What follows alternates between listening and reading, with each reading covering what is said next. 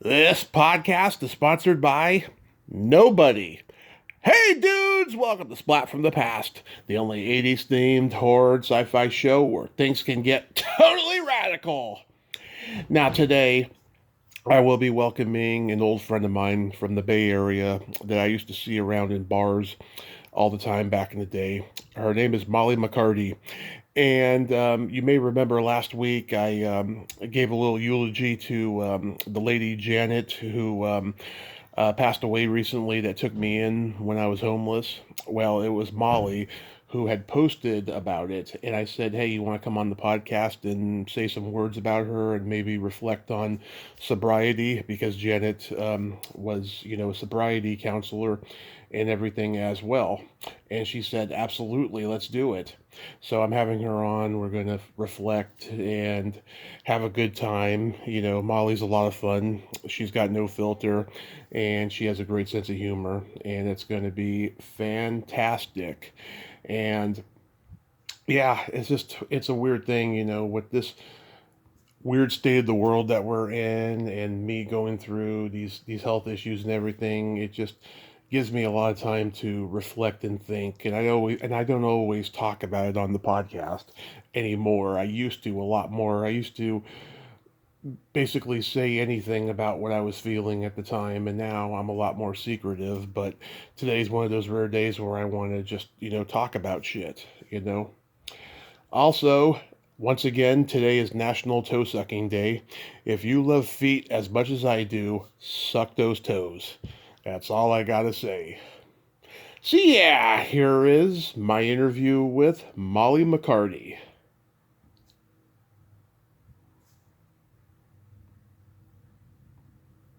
Tommy! Hey Molly, welcome to the show. How are you today? I'm doing awesome. How are you, dude? I am fucking fabulous. Thanks for doing Awesome. this. Yeah, thanks for doing this. This is so awesome. Absolutely. Absolutely. I'd love to help you out on your podcast, man. Yeah, so how long have I known you for? So I started going to karaoke with Melissa in 2008, and that's when I met you. You were the security at the swinging door. Right. Yeah, because I remember meeting your ex at that time. He used to come in. Yeah, Ivan, yeah. Yeah. Yeah, dude.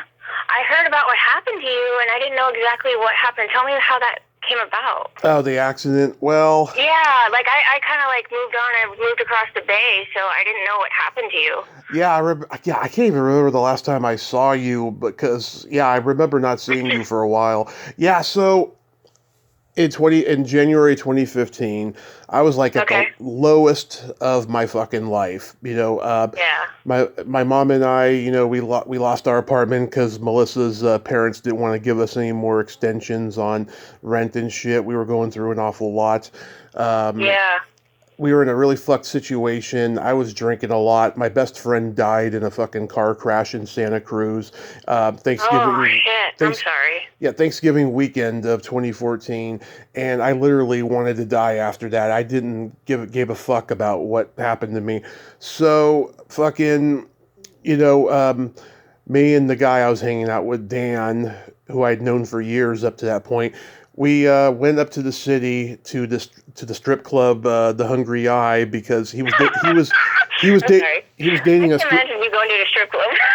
Oh yeah, I've been to a lot of strip clubs. I'll tell you. Uh, we went to the Hungry Eye because he was screwing around with the stripper over there, and like she hadn't answered her phone in like a month, and we stopped going for a little while, right? So Yeah. he's like, I want to go up and see her, right? Now that whole fucking day was ominous and gloomy. Like I literally was done with life up to that Yeah. point and shit. So I just decided to go. I was like, fuck it. And after we were done at that bar, we went to the karaoke bar Tupelo where DJ Purple was doing karaoke, and Okay. I blacked out, and Oh shit. That was me like every night. yeah, I completely blacked out, and then apparently what happened was I fell asleep in the passenger seat. He fell asleep at the wheel. We ended up on the Aw. 101 highway in Millbrae going to Burlingame, and we got out of the car okay. I do have memory of like being in the middle of the highway, but then I blacked out again and then woke up in the hospital.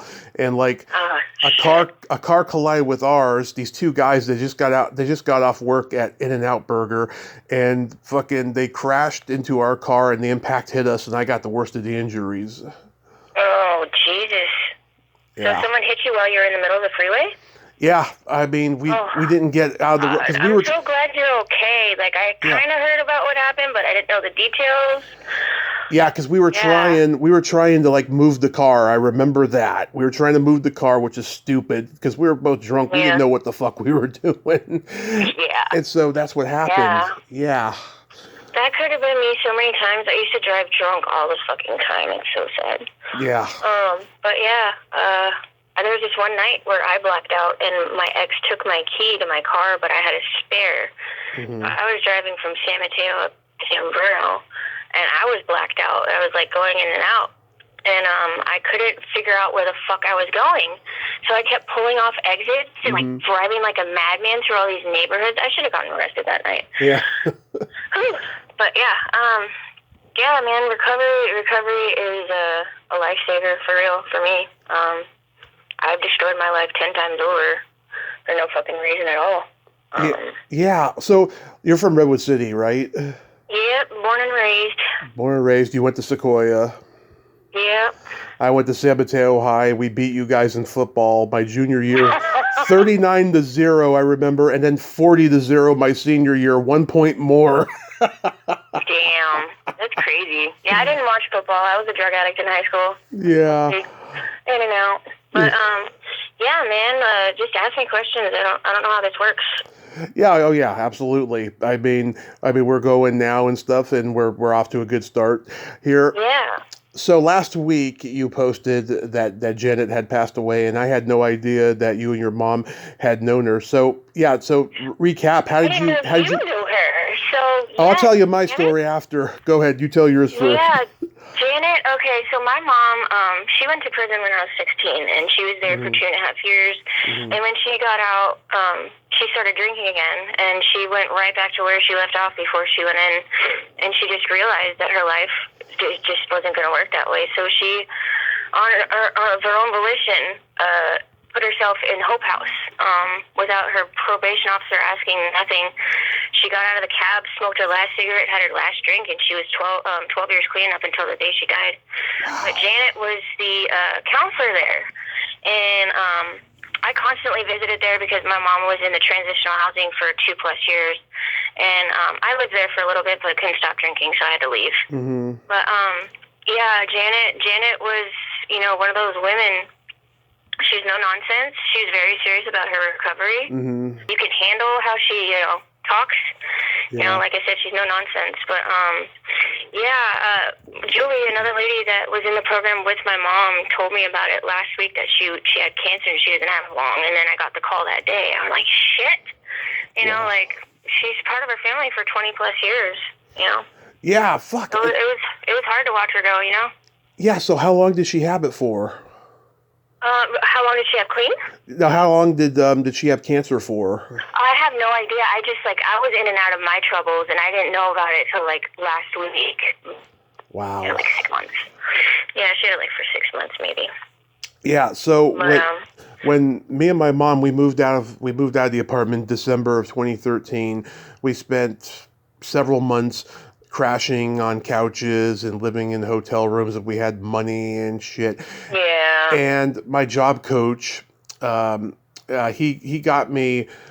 Oh no! Let me take that back. My social worker got me a place to stay at this disabled group home in Daly City, which I was at for 3 months. Oh no! I got my fucking clothes stolen. I had a mild sexual assault situation. Yeah. I forgot how shitty people can be. That happened. Oh yeah. It is funny too because 4 years later, I was visiting my brother in the Bay Area, and I'm watching Channel 2 News late at night, and I see that those people got busted, and all the PTSD was coming back to me because they were sex trafficking children. They were fucking. Yeah, they were laundering money. They were doing some fucked up shit. fucked up Oh, shit. I'm glad you got out of there. Yeah, I knew about the daycare center, but I didn't know that shit was going on. I was like, what the fuck? Yeah, that's traumatizing, dude. It is. We tried to sue, but we couldn't get a case because of some convoluted shit. But Yeah, so sounds then about right. so then I get out of there, and my job coach puts me in Janet's place. Now, he did not want me to live at Janet's place because he knew her for years, and he knew that she charged a lot of money for rent and that she was no nonsense and what have you. But he knew this was going to be temporary and stuff. We, Yeah. we thought I was going to be there no less than 6 months and then out. I ended up being there almost 3 years. You know, Oh, wow. even with the accident and everything. Janet came to see me in the hospital and everything, but I never felt safe there because there was always arguing between Janet and her other caregiver Anita and whoever else, and there was rats everywhere and fucking. She gave me freedom. I will say this: she gave me freedom to pretty much do anything, just as long as I did my house chores, which was like every once a week, one day a week and shit. Yeah. But I just didn't. I mean, that's what I'm doing with now. I live in sober living. I have chores, you know. Yeah, To be honest. Yeah, I just didn't like being in there, and I just didn't feel safe.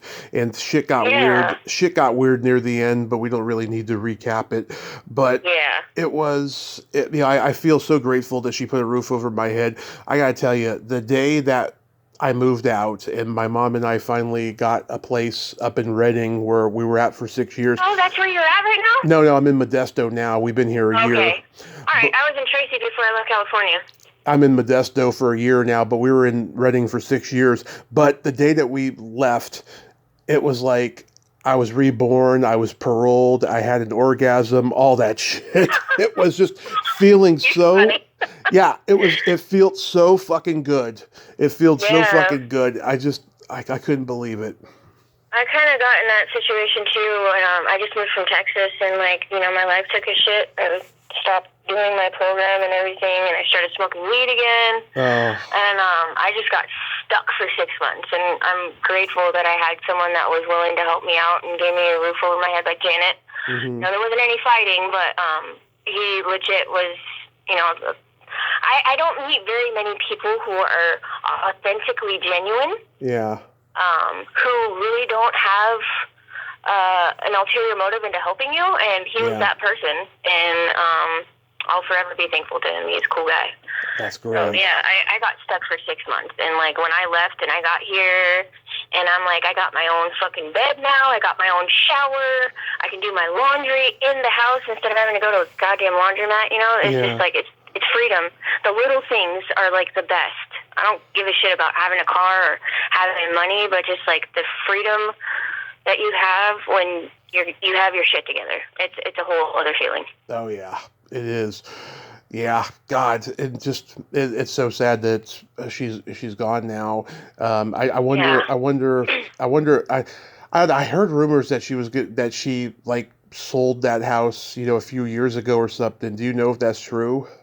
Is she what? Sold the house? If she sold the house. I'm not sure. I can ask Julie. Julie was in touch with her all the time. They hung out every day, a lot. Yeah, because... So I'll ask Julie what's going on with that. Yeah, because I always wondered, if she still had it or not, because I know she... Was it that little brick house off of Woodside Road? No, it was on Jefferson. It was Oh, Jefferson. Yeah. Ooh, Jefferson. Way out there. Right. Right out there on Jefferson, yeah. And the Jefferson Liquors was right around the corner. Oh, okay. So that's right where my mom lived. She lived off of Jefferson and Madison. Crazy. Yeah. I remember being homeless and finding a wallet outside the liquor store. I just grabbed whatever money was in there and just left the wallet there because I was desperate, Okay, I mean, if you're desperate, that's their fault for dropping it. Yeah, and then I found $15 right in the middle of the fucking street going home one night. I was just God, God's helping me out here. He works in mysterious ways, I tell you. I was never religious, and I'm not religious now. I don't go to church or anything, but I do believe it's important for people who are in recovery to have something that is more powerful than them. Because, addicts They think that they're fucking the almighty or whatever. That's how I thought. And it's like, I got everything figured out, but I don't, because I'm still fucking up. But, you know, I do believe in something greater than myself, and it works in mysterious ways, I tell you. You know? It does. It does. I've done more in the past 2 weeks that I've been here than I have in the past 6 months. Mm-hmm. You know? Yeah. So when did you get sober? Like, when did all this happen? So I got sober on some major drugs in 2021. I was a huge meth addict. You know, my mom died, and I never knew how to handle it. You know, like, I had a lot of unfinished business with her, and when they said she was going into hospice, I was like, there's no way. I didn't know I'd go die. Mm-hmm. You know, like, I was just total denial. And after she died, I just stopped giving a fuck, you know? Mm-hmm. And started with coke, and then alcohol, and then I discovered meth again. And it just, 1 year of doing meth destroyed me, you know? Like, it took me everything from me. And I decided, you know what, I'm getting this money from COVID, you know? So I bought a plane and just plopped my ass in Austin and found a sober living house and tried to get my shit together. But, you know, after the whole pink cloud dissipated, like, I went downhill again, you know, because, like, that's when I really had to start working on my shit. Yeah. And working on trauma is not fun. It's not fun at all. No, that explains that explains a lot, though, because I remember when you friended me on Facebook, I was like, wow, Molly looks good. Yeah. So I was a train wreck for a long time, dude. Like, from the time that my mom died till about, you know, a year ago. I'm still in denial, you know, like, I dream about her all the time. Yeah. You know, she talks to me. You know, I believe that she's there. But, it's hard losing your mom, especially when you have unfinished business and, you know, like, all she wanted was for me to get clean and live a happy life. And, like, you know, she didn't get to see it, but I know she sees it now. Yeah. I'm trying to think. Yeah, like I did meth for a whole weekend one time back in 2012, and oh my God, I got to put this in the book that I've been working on and off the last 4 years. Are you doing a book? So yeah, somewhat. You know, I've taken a long break from doing it, but I need to get back to it. But this story is crazy. So for my 29th birthday, I was at the Lariat getting drunk. Mm-hmm. And this girl that I was friends with in high school came, and she brought a friend of hers, and I had seen her friend on Facebook. In person, she looked so fucking hot and gorgeous. Like, I was so drunk. Apparently, I was sucking her finger, and I don't even remember it. And a couple weeks later, they invite me to go see Berlin at Santa Cruz Beach Boardwalk. And I'm like, okay, I'll go. So we get there and there's no more free parking. And they're like, let's skip it. And I'm like, you fucking kidding me? You're being a fucking cheap because you don't want to pay for parking. I want to see Berlin and stuff. He's like, well, we got a better idea, right? Like, let's go back to the hotel and stay up. And when I'm thinking of staying up, I'm thinking of something sexual, right? So we get back to the hotel and they said, you know, we do meth and shit, right? Now, my dad used to do that shit. And I always wanted to see what the fuss was about. And so I did it mainly because I wanted to get laid. I wanted to fuck her friend badly, right? Yeah. So I do it, and the experience was fucking fabulous. The high and everything. We did it all the way till Sunday morning, and then they had to drop me off at the train station because I had to go to work at Michael's Arts and Crafts at that time. But I did get laid, and it was fantastic. It was just, it was a killer weekend. Mm-hmm. But the way I felt on Monday, I was like, I'm never doing that. I'm never doing it. As soon as it wears off, man. I was like, I'm never doing that shit again, and I never did. It's not worth it. But it was a fabulous weekend. It was one I'll never forget. I'm proud of you for not going back to it, man, because as soon as I felt that high, I couldn't stop. Yeah, I will never go back to that. That was just not worth it.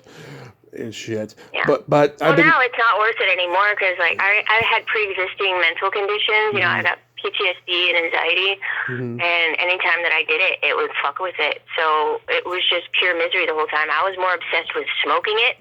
I just like smoking it, but the feeling it gave me and, you know, the come down, it's not worth it anymore. I'm 38. Yeah. I can't do it no more. I'm 41, so yeah, I don't want to go back. Oh, you're older than me? I thought you were younger than me. No, I'm 41. I got proteinuria right now. I go in for an MRI tomorrow, Oh and yeah. yeah, it's just because I have metal in my legs from my accident. I can't exercise Mhm. the way I used to.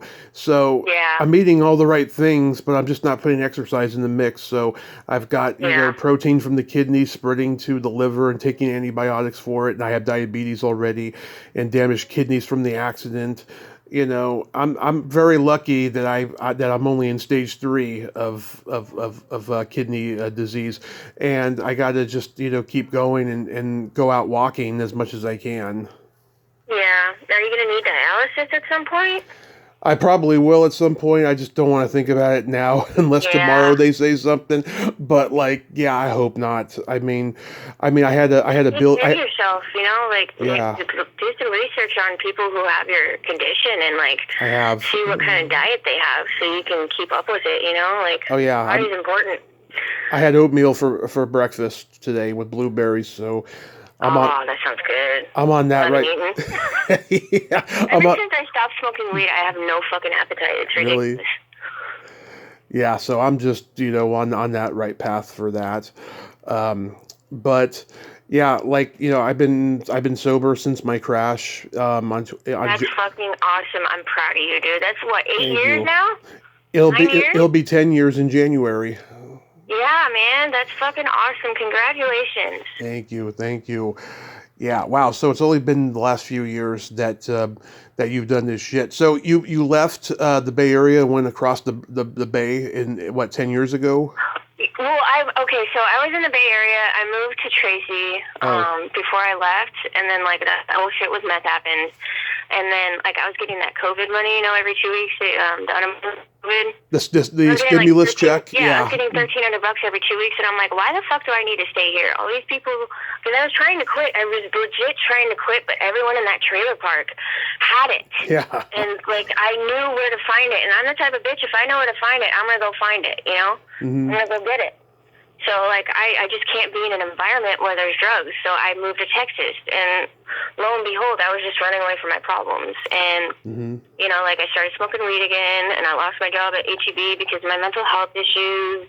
Yeah. And so yeah, I just fell into a rut, and I started smoking weed, and like I didn't do anything for 6 months. Like I went and donated plasma, Wow. maybe went to the grocery store, but that was the only thing I did. And it was disgusting. Like I've never been so incapacitated by my own depression before. So I just noticed when I don't do anything, I'm so much more productive.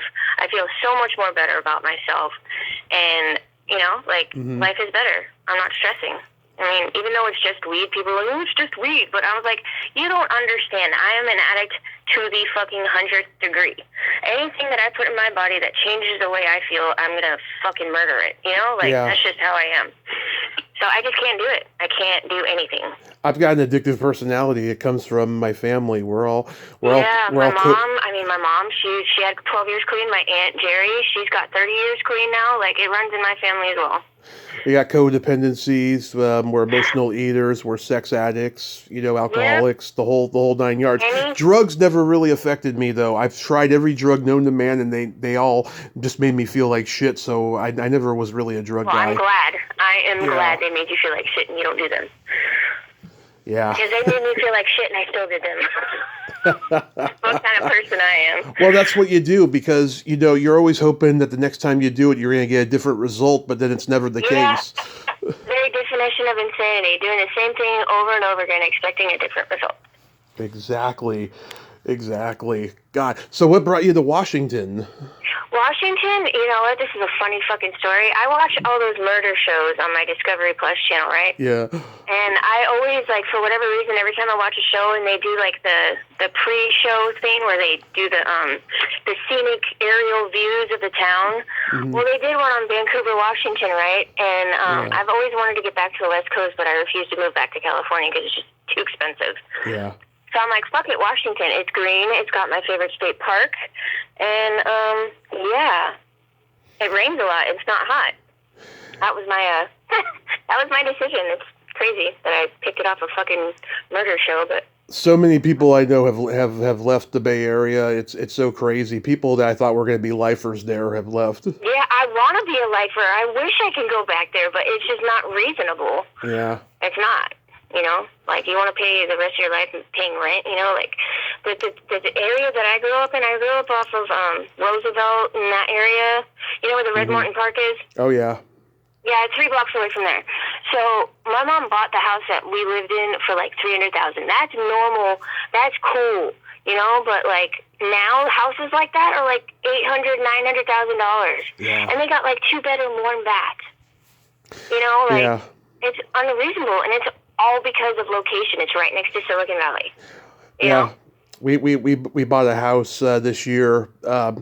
My mom got injured in 2019, just 2 weeks before she was to retire, and they didn't compensate her and shit. And so we sued for 5 years, and we won. And we got badass. I'm happy for you. Companies. We got the letter like 3 days before Christmas. It was the Christmas miracle. It was so fucking fabulous. See, God works in mysterious ways, I'm telling you. Yeah. Whatever it may be. Exactly, you know, and yeah, so we've been here now. We're trying to maintain shit with my brother and my nephew staying here, and now we're dealing with another issue because they still owe her more money, and now we're trying to fight that. So, but we're good overall, you know. I'm glad you got a roof over your head and you're with your mom now.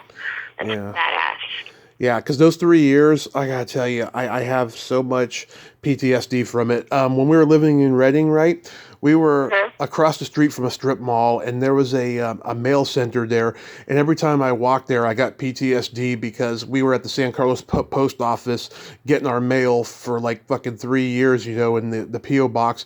And it's like, I never want to see it.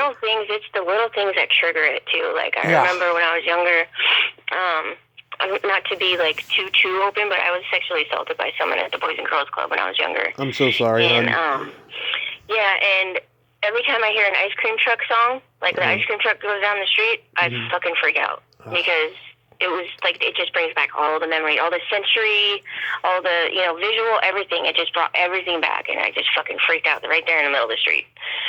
So I know where you're coming from, man. PTSD is a pain in the ass. It strikes whenever it wants, and the people don't know that it's PTSD. They just think you're angry. Because my PTSD turns into rage. I fucking flip out, you know? Yeah. And so people, like my whole life, everyone just thought I was angry. I'm like, no, dude, I got PTSD. And my cover-up emotion for my PTSD is anger. Because anger is only the tip of the iceberg. You know, that's just what you use to cover up the real shit, you know? Yeah, well, I gotta say, you know, when I had mine in that home 10 years ago, it didn't really affect me much. The only thing that affected me was knowing that it happened to kids under the same people's regime. I would have lost my shit. Like, I legit would have bought a fucking shotgun and started shooting people. Like, I don't mess around with that shit. Yeah, because I thought to myself, kids don't fuck with kids, man. If it happened to me, it could happen to anybody, you know. And exactly. It was just so creepy and disturbing, and stuff. Yeah, I gotta say though, you know, I mean, I don't shit on anybody who does the AA thing. I personally don't go to AA, and I'll tell you why. During that time when I was staying in the Daly City house, I was staying at my buddy Matt Holman's. I know Matt Holman. Yeah. Yes, I know him. He was living at the San Carlos Inn because he got mixed up with some bad people and was in a fuck situation. I remember. So I'm staying at his hotel, and he has to go to these mandatory NA meetings, and I went with him, and I just wanted to just be there for support. And, you know, I was drinking during that period, you know, and I noticed a lot of these guys are there under court order. They don't want to be there, and they don't seem like they really want to change. They really act like they're still the same. And I saw a lot of them at the bars too. You just went to the wrong meeting. That's all. I'm telling you right now, you just went to the wrong meeting. Well, I went to another AA meeting with my mom like 5 years ago when she was trying to stop drinking before she took her fall. And it seemed like it was the same situation. All these guys, they don't seem like they want to be there, and they're not making that much of an effort, you know? Yeah. It's hit or miss, because like I told you, I've been in and out of these places since I was 15. So my first meeting I went to, my friend was on probation in high school, and she didn't want to go alone, so I went with her. And it's good for people who really need it, but, like, at the time, I didn't think like I needed it, but I knew from the second that I put anything in my body, I knew it from a young age that I was going to be a fucking full-blown addict. I knew it. Yeah. And, you know, like, I had a hard time sitting in meetings because there's a lot of anal people who are like, you have to do it this way, or you can't be here, or you can't come here because you do drugs. It's an alcohol-only meeting. You know, there's a lot of judgmental people out there. Yeah. But if you just, like, turn your fucking brain off while you're in the meeting and just listen to what the person's saying and not pay attention to the people around you, you can get something out of it. Because, like, for me, I have a hard time thinking that I'm an addict and I need to be in meetings all the time. But I know as soon as I stop going and I stop doing the work, then all my old shit comes up. But yeah, meetings, it's not for everyone. You know, if you can be what they call a dry drunk, or, you know, someone who doesn't use anymore without doing any work, more power to you. But me, like, I got so many underlying issues that if I don't continuously work on them, then they'll just come back to bite me in the ass. Yeah, my mom didn't start, like, drinking fully until, 12 years ago. She stopped for a few years when we were homeless because she knew if she kept doing it, it would get worse. But then after her boyfriend came back into her life and did some fucked up shit, she started doing it again. And thank God for her fall, because if it wasn't for that fall, she'd still be doing it, or she'd be dead right now. So it was a miracle. Alcohol's no joke. People don't realize how bad alcohol can be. You know, like, I have a couple roommates who have liver issues now. You know, they gotta go to a liver doctor.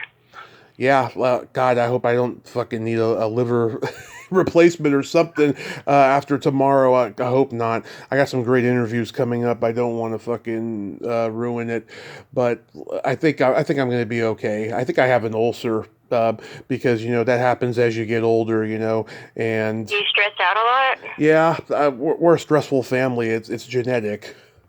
Yeah. Well, just try to keep it, like, do you have lavender around? Lavender really helps with anxiety. What's lavender? And then magnesium is a natural form of an anxiety medication. Oh, I take vitamins, yeah. Yeah. So I had to find all the natural ways of helping me with my issues because I don't like taking medication. I remember one time they gave me Xanax for my anxiety, and I fell asleep at the wheel, even though I took it 10 hours before, and almost crashed into a fucking wall on the freeway. So, like, those things scare me. That sucks. Oh, my God. Yeah. That's fucking awful. Yeah. Yeah. So I do magnesium, and then lavender. I keep lavender around. Just the smell of it just calms me down, Yeah, so... You have to find natural ways of helping yourself. Like, I'm at the point in my life where I just want to rely on myself and like, I don't know how to say this, but I'm just, like, I'm regressing as I get older. I'm more annoyed with what's going on in the world. Like, technology, I fucking hate it. Yeah. I hate technology with a passion. I hate how you need technology for everything. Yep. Like, I wish I could leave the fucking house without my phone, but something might happen, Yeah. Like, stuff like that, I guess I'm getting irritated with the world. What do you think about AI? Yeah, fuck AI. I can't even, it's just, this world's going to shit. That's all I can say. It's creepy. It's really creepy. It really is. And, it's already starting to happen. People are starting to sue over intellectual properties of it being used without their consent. I think it's going to be regulated, and hopefully it's going to be a fucking fad. But the problem is, so many fucking rich people are supporting it. Yeah, because they have money. Fucking people with money suck. They do. Hate them. They do. I'm glad I never ended up being one of those people. I wanted to when I was a kid. I was like, that would be so everyone cool. does. I want all this fun. It's just like I've had things and I've been completely broke and have nothing. Like, I've been on both ends of the spectrum. Yeah. And I'm totally fine having the essentials. Like, I got my clothes. Yeah. I got my bed.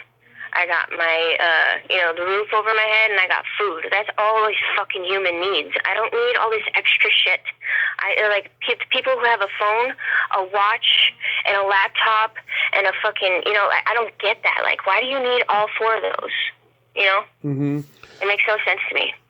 Yeah, I don't get it. It's, You know, there's a book that just came out about how, you know, the world fucking got weird after 9/11 and just like lies started becoming accepted by the media and all that shit.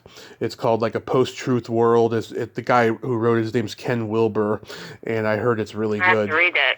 Yeah, I heard it's really good and stuff, and it makes sense. Yeah, because after 1999, it seems like we were fucking plummeted into this fucking post-apocalyptic fucking world of money, greed, and fucking lies. That's all that matters now is, I mean, just like, you know, I remember when a man was able to go to work and provide for his whole family.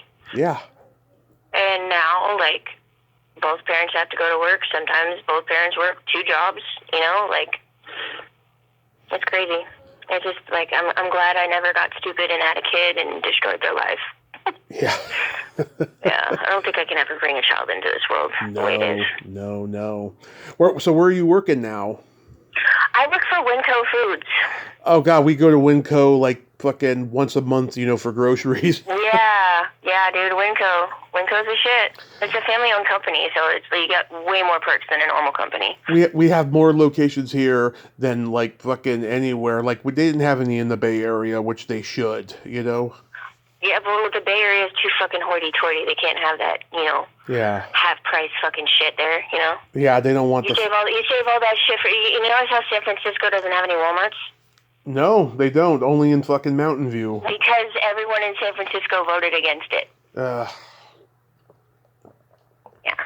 And you know, James, I mean, this is totally off subject, but James Hetfield, he moved out of California because of the way people were treating him where he lives, because he's an avid hunter. Mm-hmm. And, you know, like, he'd come home with fucking deer on his on the front of his hood and shit, and they would get all pissed off. Yeah. So, yeah, he's like, fuck California, I'm going to Colorado. Yeah, fucking even the lead singer of Metallica can't get respect there. Yeah, exactly. Oh, that's fucking funny. Yeah, that's good, though. At least you got that job, you know, and they're open 24 hours. That's just fabulous. Yeah, and it's cheap as fuck. Yeah.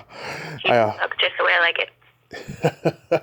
I'm curious, Molly, what's your favorite movies of all time? Boondock Saints? Oh, yeah.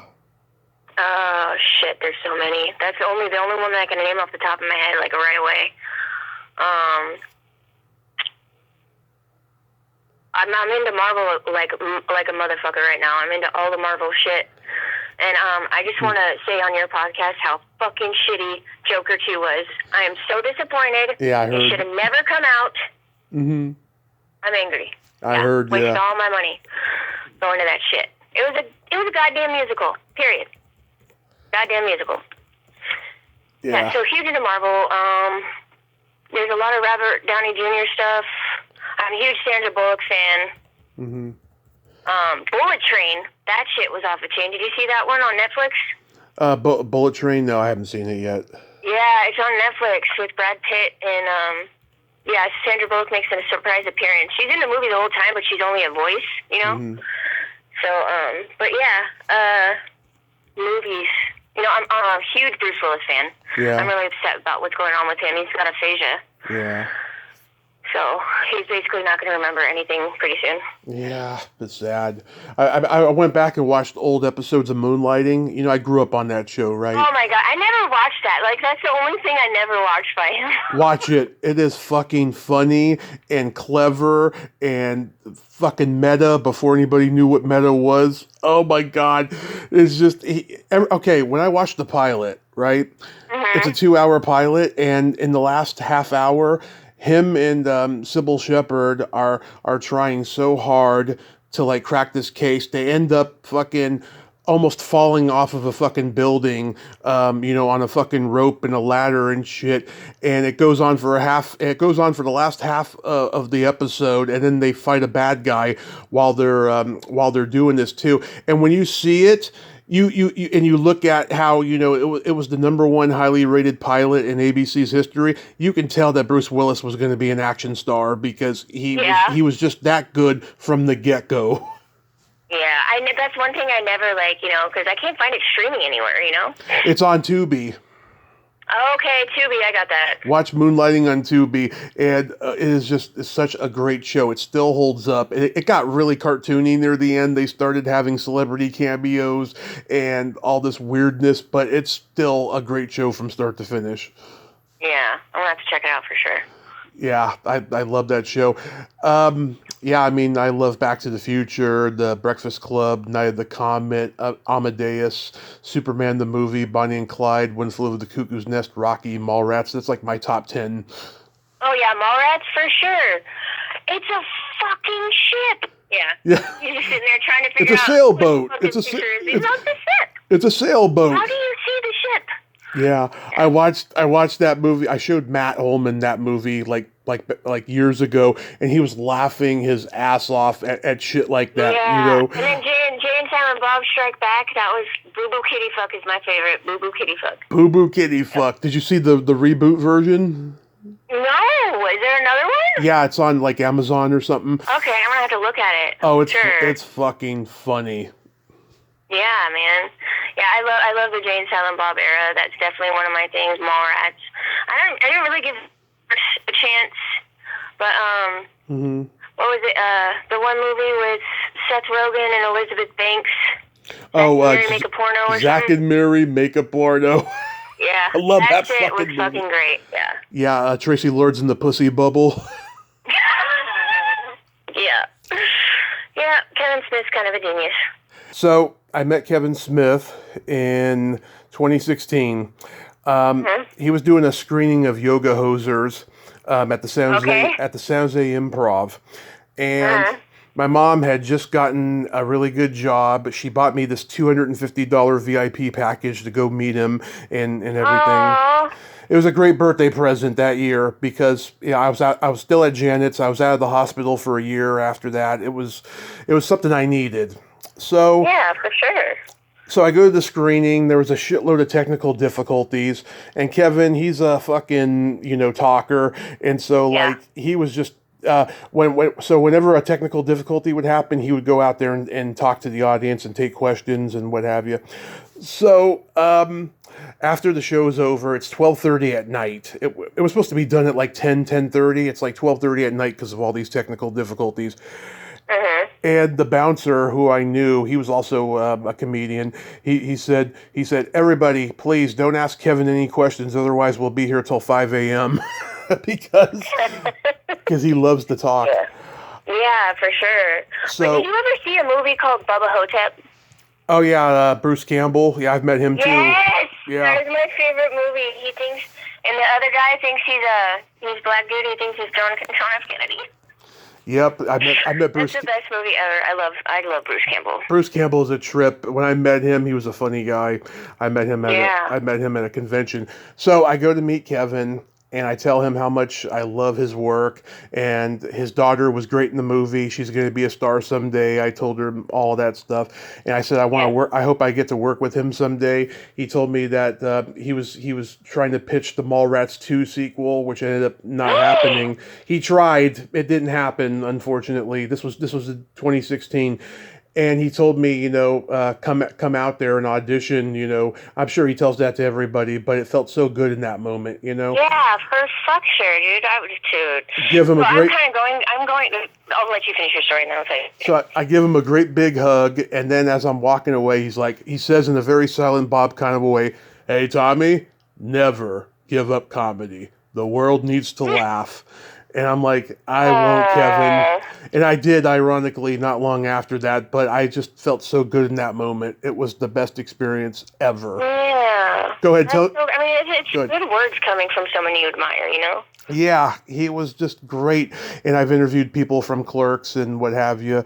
It's been fantastic. So tell me, what's your story you were going to say? Oh, yeah. Okay. So I'm a huge fan of Soilwork. They're a huge Swedish metal band. Mm-hmm. I've been listening to them since I was, 14? Mm-hmm. I'm 38 now. And I'm a fan on their Soilwork page on Facebook.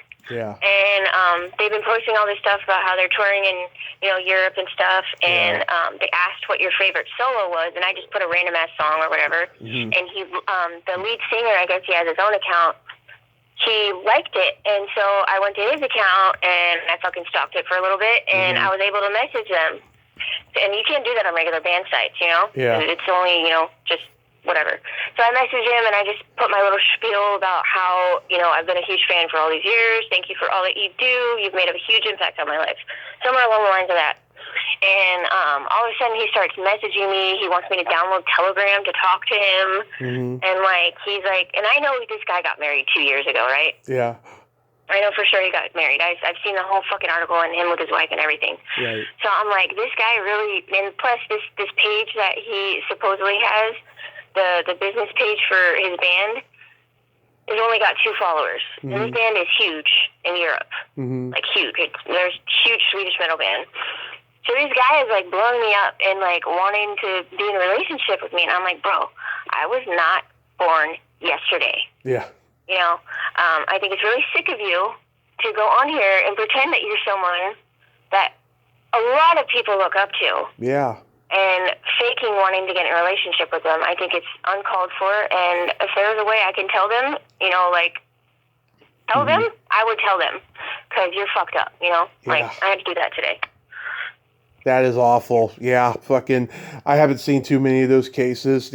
I see a lot of toxicity in fandom, especially in the horror community. They just fucking, they didn't grow up in the same generation we did, so they like to revise history and think that what they're saying is right. About horror films and shit. And he kept asking me what my favorite song by him was, and I'm like, well, first of all, Soilwork is a band and not a hymn. I kept getting all these little pointers, Yeah. So it just pissed me off. I fell for it for a second, I was starstruck for 2 seconds, and then I'm like, wait, pull your head out of your ass and, do some research first. Exactly. Fucking idiots. So let's play my secret silly game. This is a series of silly slumber party questions. It's no win or lose. Okay. It's just pure fun. And how the game, Molly, works is I ask you the question, you answer it, and then you ask me that exact same question and I answer it. And feel free to comment on the answers because they might be funny. All right. Okay, Molly, are you ticklish? Fuck yeah, I am. Are you ticklish? Oh yes. If you tickle me without warning, though, I might hit you in the groin. Oh, it's all right. I don't really have one, but it's there. Yeah. Okay. Next question. Is your belly button an innie or an outie? It's an innie for sure. Mm-hmm. And mine is as well. Okay. What color are your toenails painted? They're not. I'm too broke. Yeah. They're nice and clean, though, I promise. And, what color are yours? Do you paint your toenails? Oh, yes, I have since I was 13. Nice. What color? They're orange and black right now for Halloween. Fuck yeah, giants. No, they're for the giants. Yeah, giants, baby. Yep. Today's next question. Oh, I'll bring this up later. What would you say is your best personality trait? My humor. You do have I can make something funny out of anything. You do have a good sense of humor. Yeah. I do. And for me, I'm a Gemini, so I have empathy and I have no filter. Oh, that's fucking great. Neither do I. I don't have a filter either. Yeah. What's your favorite place to have a quickie in? Oh, I don't know. It's been so long. I don't fuck around no more. Let's see. I can't answer that. Okay. I really can't. Okay, you? Back in the day, movie theater, I used to give finger quickies. Yeah, see, I never got that lucky. Anyways, moving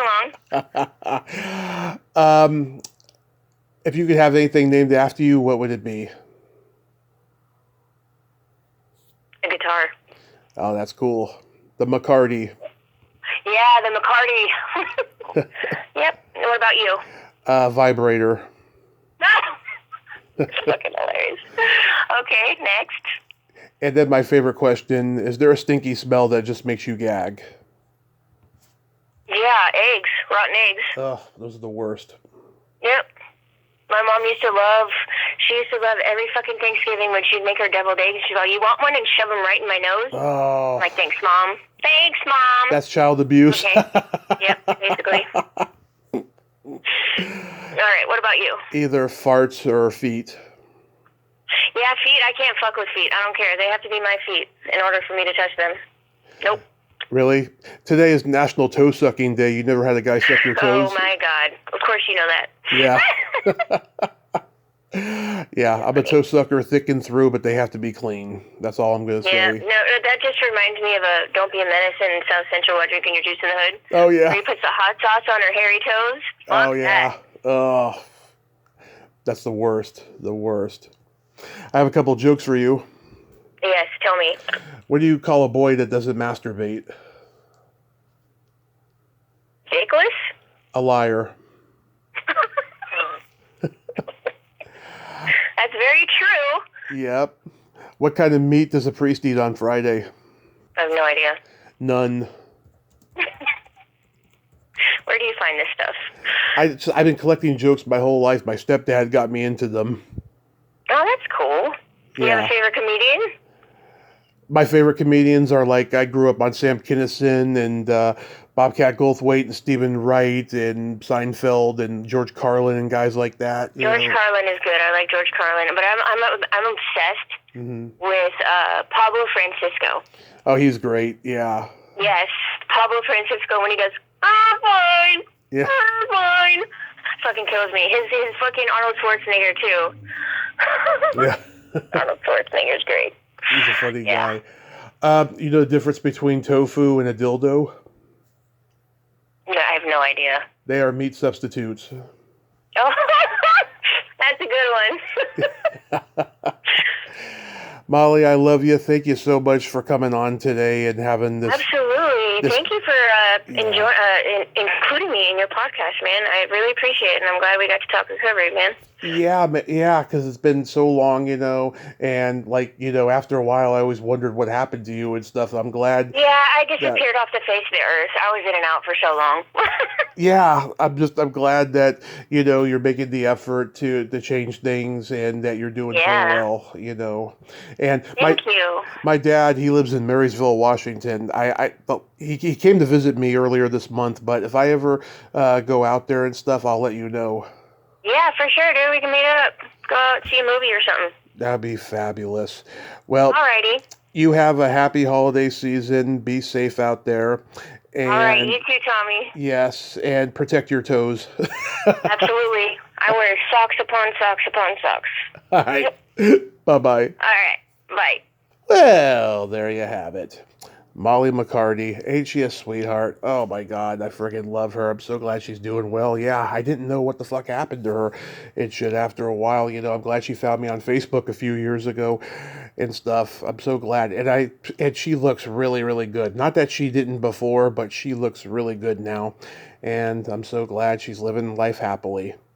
Well, until next time, this is Tommy Throwback Kovac saying, there's no shame in living in the past, because the present sucks. Later, dudes.